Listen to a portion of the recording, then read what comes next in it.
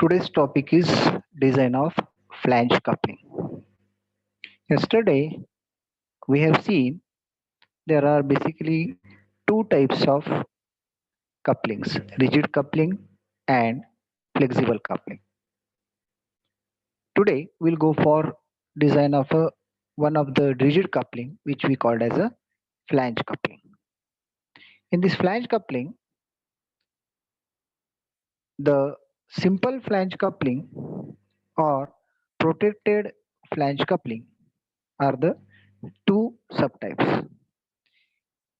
In flange coupling, if you just see the figure, you'll find that there is a shaft. These two shafts are connected together by using key and flanges. In the figure, in the left figure, you can see there is a key, shaft, hub, flange, nut and bolt. These are connected together and the complete assembly is used to transmit the power.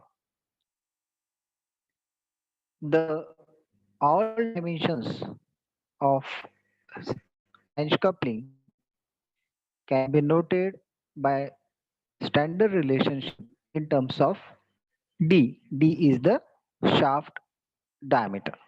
So you can see here, so the hub dimension is capital D, which is equal to twice of D.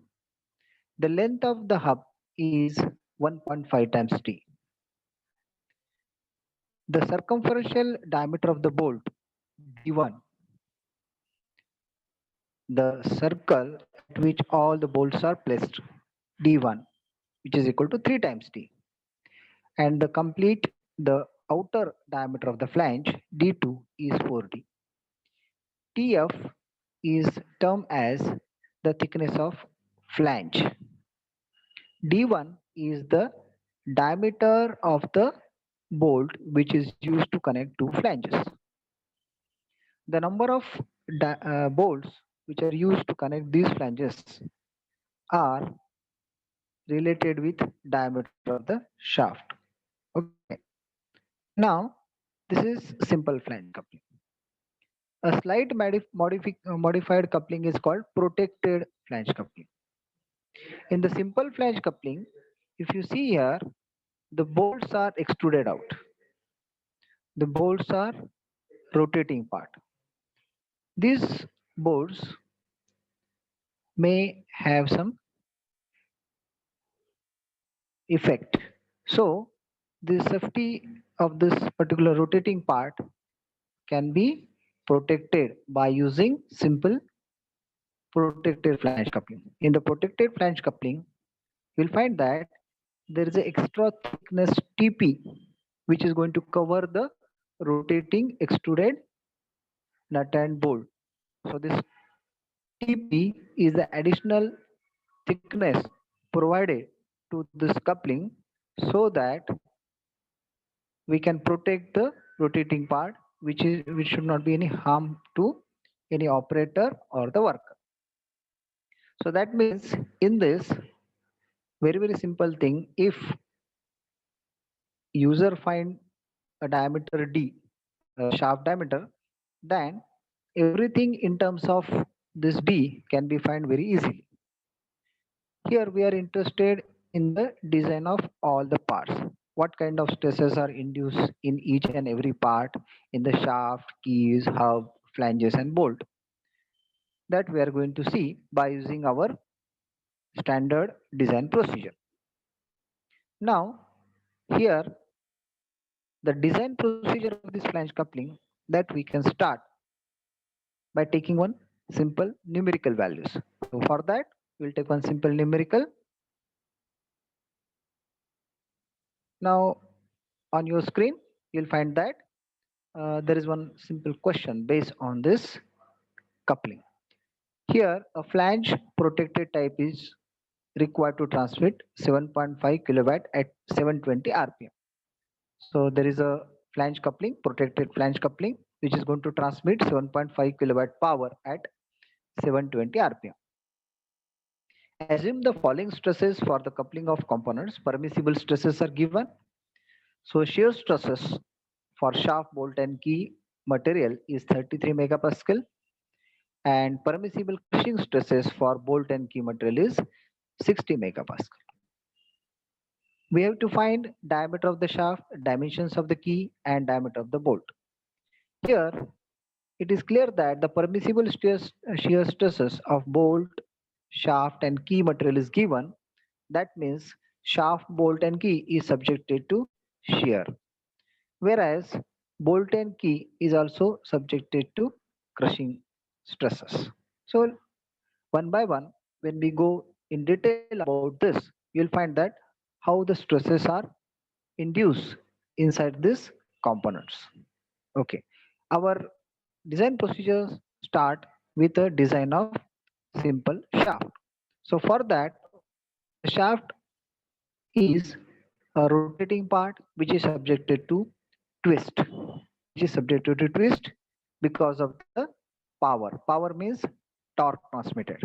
Okay, so first step that we are going to see here is the find the torque. So for that, what is the given thing? The given thing is power is 7.5 kilowatt, the speed is 720 rpm, shear stress 33 megapascal, crushing stress is 60 megapascal. So in the first step, find the torque. So we know that power is 2 pi nt by 60. So power here, from this power, we can find the torque. So 7.5 into 10 power of 3 multiply by 60 divided by 2 pi n 720. So which gives us power. So which gives us torque. So torque transmission capacity of this particular given in our problem statement is 99.47 Newton meter. So this, it comes out in Newton meter because there is a power in watt. So 99.47 into 10 power of 3 Newton mm is the torque. So first step here, how much amount of torque is transmitted by the coupling, and this same torque is given to the now shaft. When the shaft is subjected to such type of torque, then obviously it get twisted. So if it get twisted, that means it is subjected to twisting or torsional failure. So step 2 is obviously the design of shaft. So let us go further. Now find the diameter of the shaft. So failure of shaft under torsional shear stress. So how it is going to fail? You can look at the screen and you will find that the torsional failure of the shaft can be seen here. Now,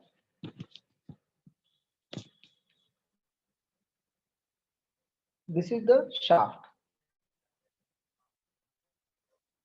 Now, the shaft is subjected to twist. We are interested to find the diameter D here. Okay. How it is going to fail? It fail like this.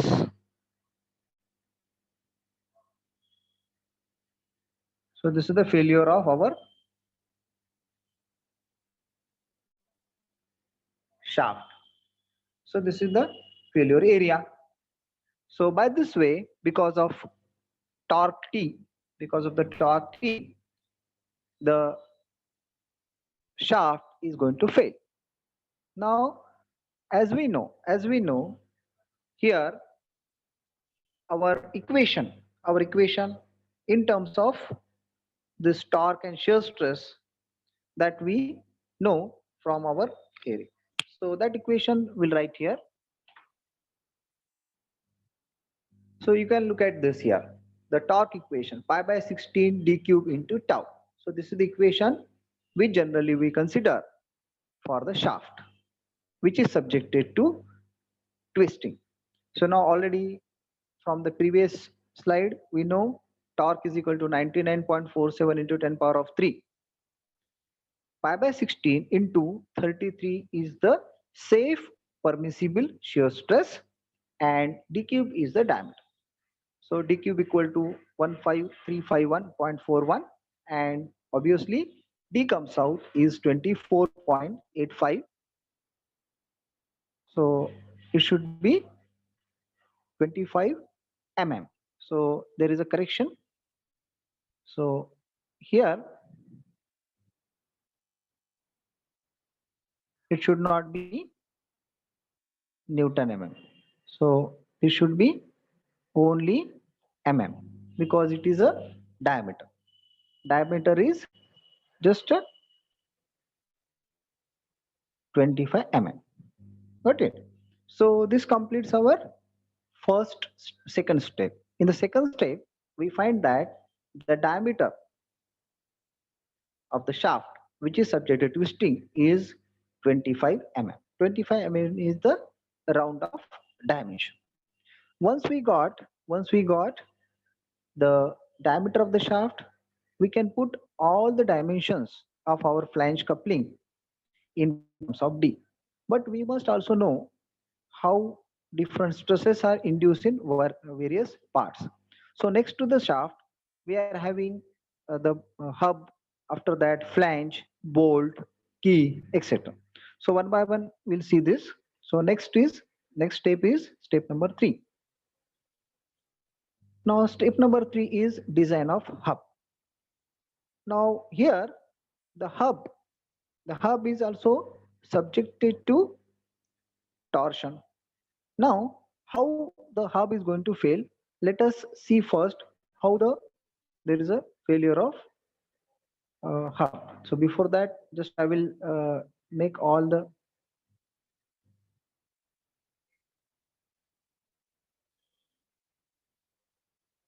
okay. So let us see how the particular hub is going to fail. Now hub is also a cylindrical type of part. Now look at here. So this is our hub. So it is a cylindrical part. So shaft is inserted here, and because of twisting, if it is subjected to torque, here you can see uh, the shaft is placed here. Okay, so this is the shaft which is placed here. Now, when this hub is subjected to torque, then it is going to fail. So it will fail like this. So there is a failure of this hub. Now this hub is also attached with the flanges. So this is the flanges part. So this is the particular area which is going to fail here. Okay. So how we can find this? How we can find the area? Now, if you just look at here, so this is the failure inside this. So this is the inside diameter. Now here, inside diameter is the diameter of our shaft. So this is the diameter D. Okay. Outside diameter. So here is the outside diameter. What is that outside diameter? Outside diameter is capital D. So this is the failure. So because of this particular uh, because of torque, this shaft is going to fail. Okay. So this is the second failure. Now let us come to our equation. If you just look at this equation, we'll find that outside diameter of the hub, is in terms of our D. So it is having standard dimension. The outside diameter of the hub is 2D. So D equal to 2 into 25, 50 mm. The length of hub is also standard dimension. So it is 1.5 times D. So it is 1.5 into 25, 37.5 mm. So these two dimensions we have already considered from the standard relationship. Now check this dimension under shear failure, whether whatever standard dimension we have considered, they are going to save dimension for the permissible limit of the torsional stress that we are going to see. So how we can see that? Again, again, you can look at that particular equation. In our last equation, we have seen a solid shaft. Here, the same equation for the hollow shaft, because hub is a hollow. So check the dimension under shear failure. T is equal to pi by 16 tau into d to the power of 4 minus small d to the power of 4 divided by d. So already from the standard relationship, we know d equal to 50 and small d equal to 25. So torque T 99.47 into 10 power of 3 equals to pi by 16 tau into 50 to the power of 4 minus 25 to the power of 4 divided by 50.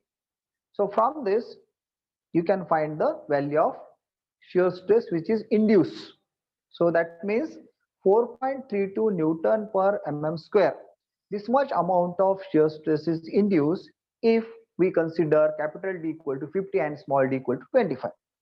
So what is meaning of this? This induced stress is less than permissible value. What is the permissible value? Permissible value is very high. It is 33 megapascal.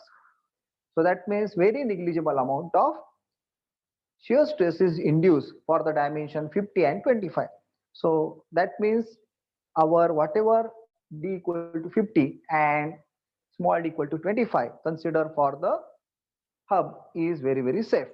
So this completes our step number 3. So we have already here designed the shaft dimension, the hub dimension. Now let us go further. The design of key.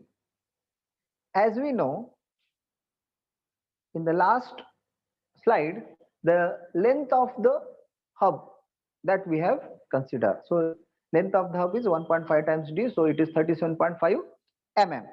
So the length of the key also we have to consider same. So length of the key equal to length of the hub, so that is 37.5 mm. Now under the design of key, the key is also subjected to two types of failure.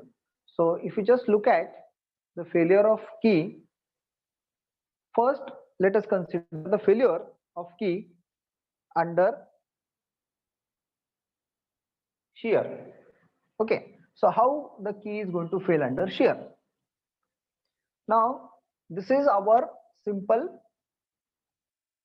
shaft and here there is a key. The key, when it is subjected to torque, so we know already torque, the shaft is subjected to torque. Because of torque there is a force, tangential force with some radius r.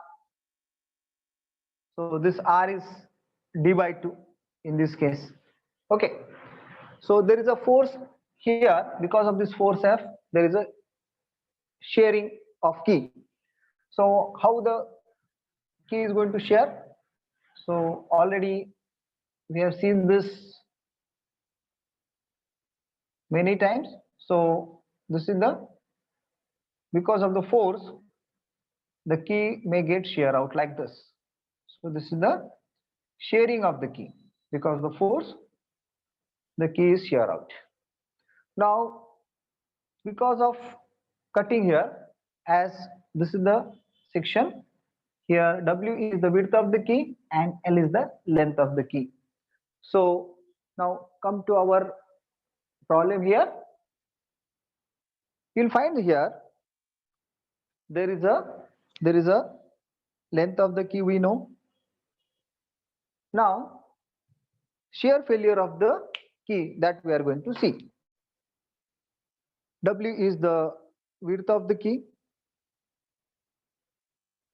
L is the length of the key. So torque transmitted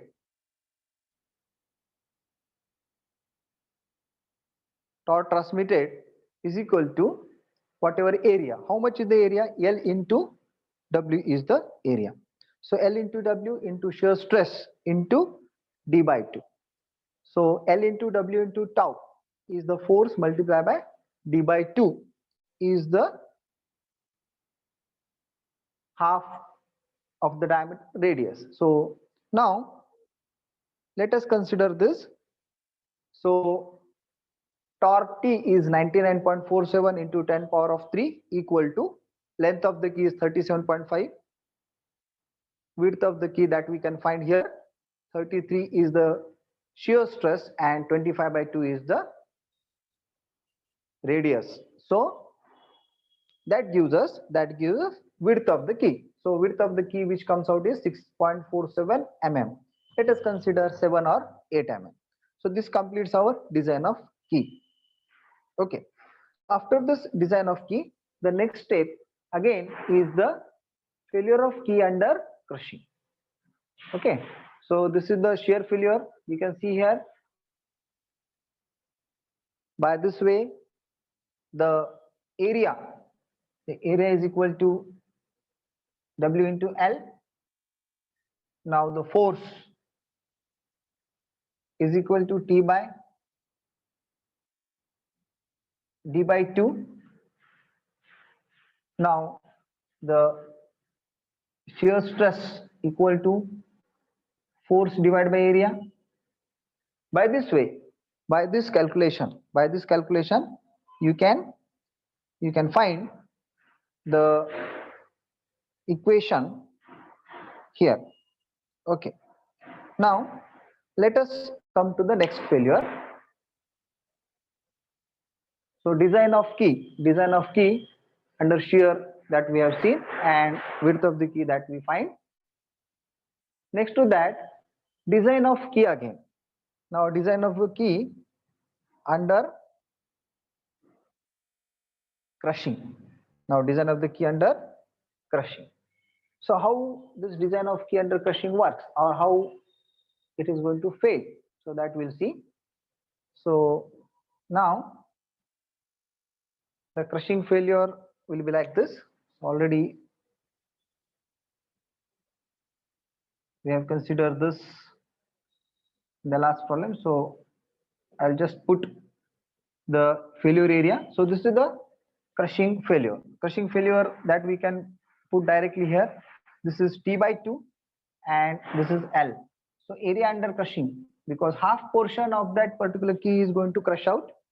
So that is equal to T by 2 into L. So this is the area. So this much area, that is the crushing area. So crushing stress equals to force divided by area.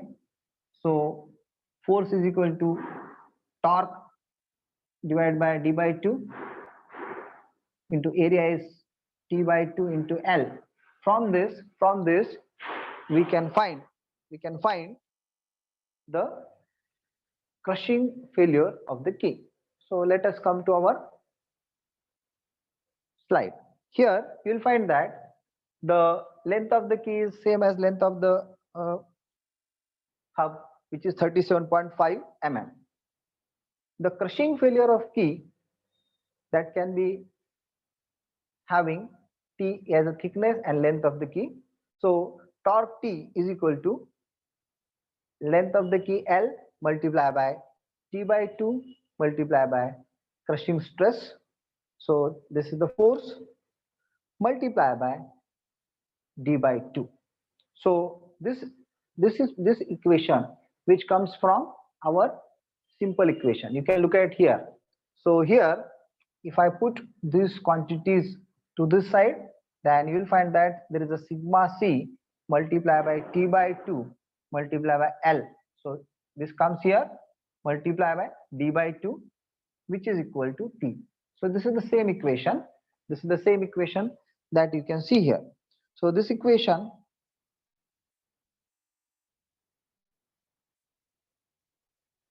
this is the equation that gives us torque T. Okay. So here torque equal to L into T by 2 into sigma c into D by 2. Again we'll put the same here. So torque is 99.47 into 10 power of 3. Length of the key is 37.5. Thickness is T by 2 that we can find. Multiplied by 60 is the permissible stress here. Crushing stress given for the key is 60. So 25 by 2. So that gives us T, which comes out 7 point something. So thickness T. So not here the capital T. So thickness T. The thickness T that comes out here is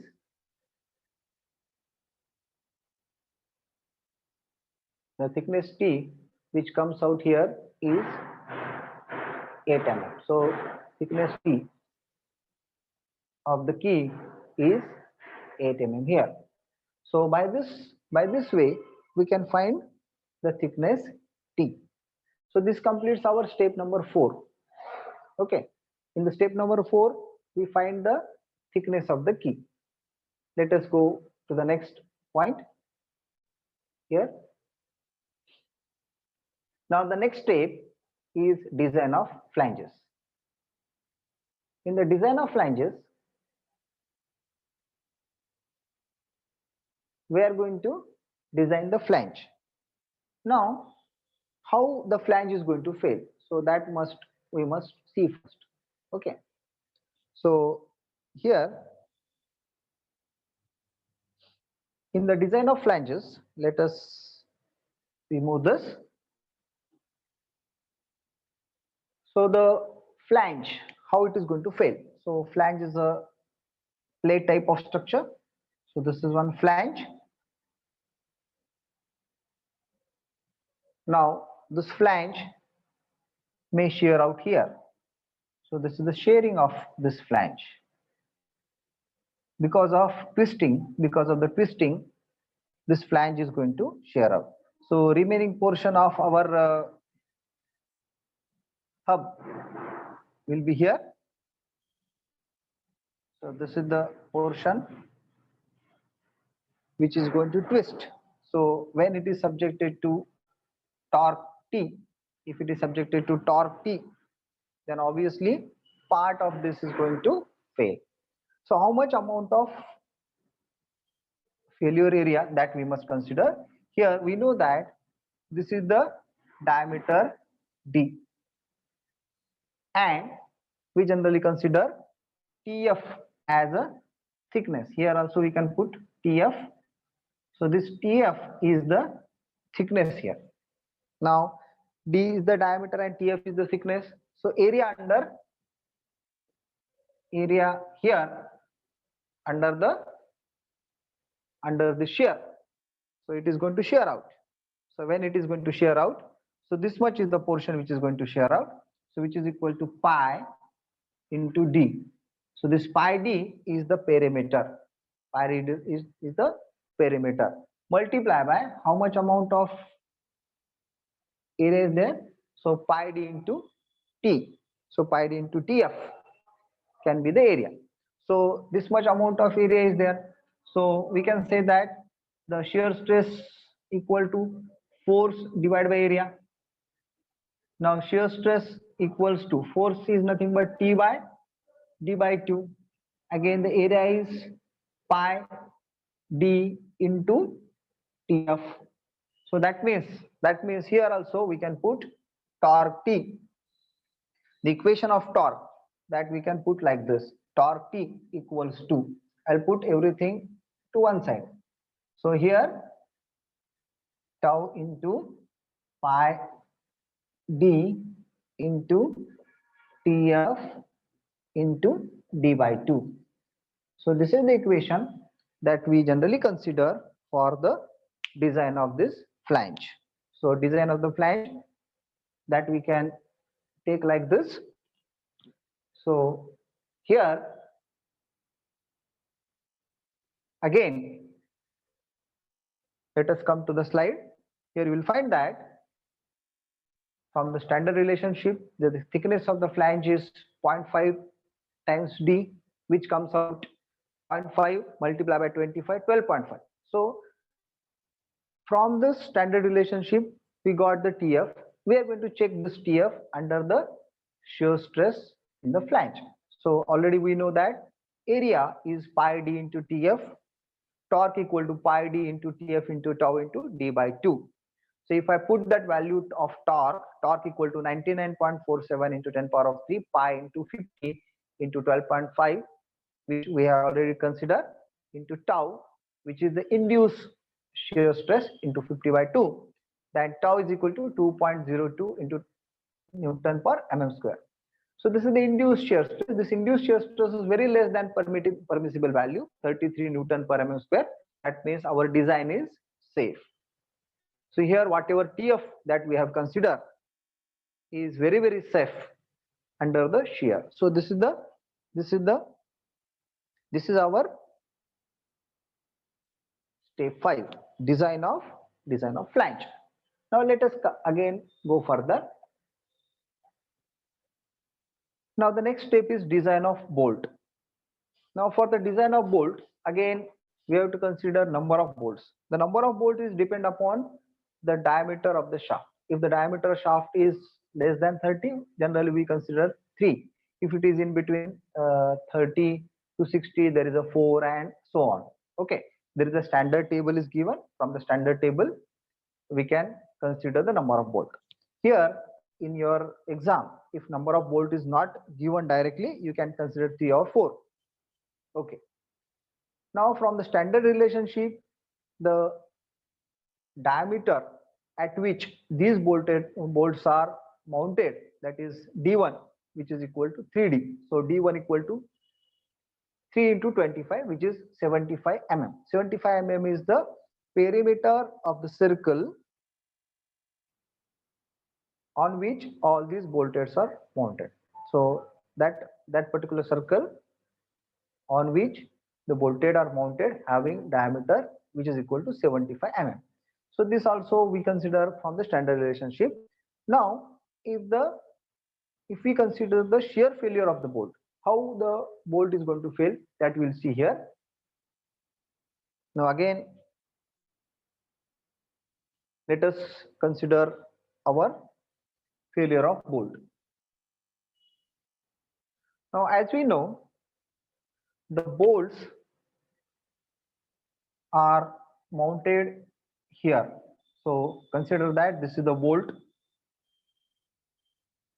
Okay, this bolt is mounted from the center. So this is the axis of our shaft.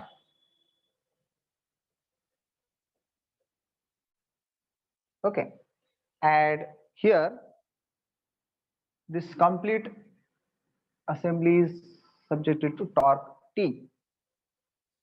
Because of this torque T, there is a force. So how much is the radius here? The radius is d1 by 2. Why it is d1 by 2? Because d1 is the diameter at which this particular bolt is placed. So this is the bolt which is placed at a diameter d1 by, and the radius d1 by 2. So radius from the center of the axis is d1 by 2. Now because of this torque,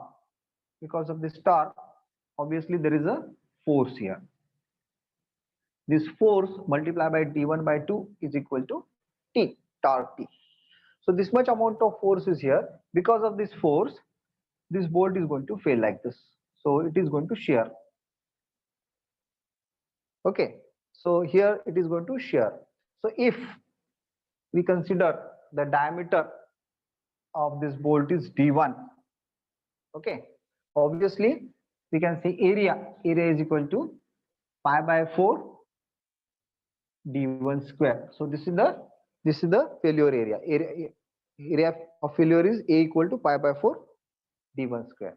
So here again shear stress is equal to force divided by area. Now we can put the value of that particular force and everything here. Now again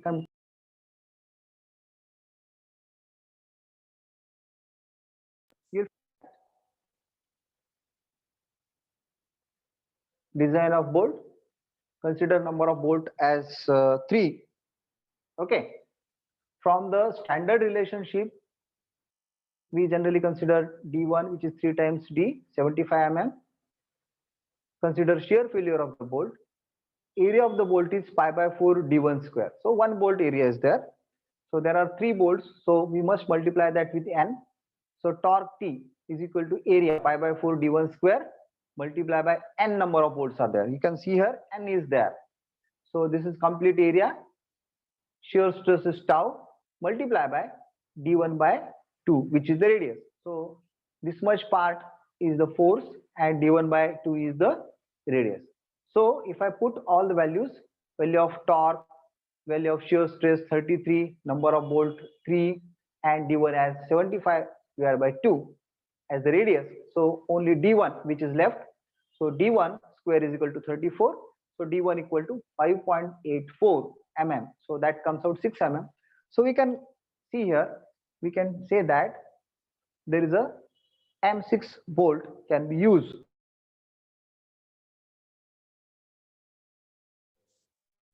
M6 bolt is the bolt dimension that we can take. Okay. So this completes our design of bolt. So design of bolt is over. After this design of bolt, the next step is outer diameter of the flange. The maximum diameter d2 is equal to 4 times d, which comes out 4 into 25, 100 mm. Step 8, the thickness of protective circumferential flange. So protection is required here.